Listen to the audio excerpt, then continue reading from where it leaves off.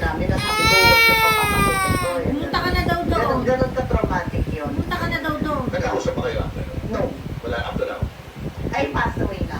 Actually, nakita pa yung mga anak niya. Kung sila pinto, pumunta ka doon sa kanila. Nagkakausap naman sila.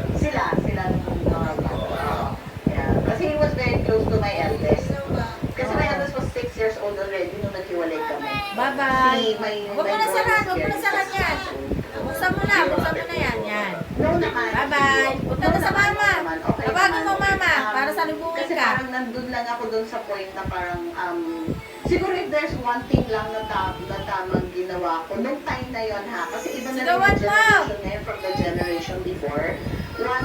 Hindi ko kasi pinayagan yung mga anak ko makita siya. Nagpunta kami ng Amerika. Pumunta ka na nga daw doon. Hindi ko kasi pinayagan pa po yung setup na weekends kay dad, weekdays kay mom.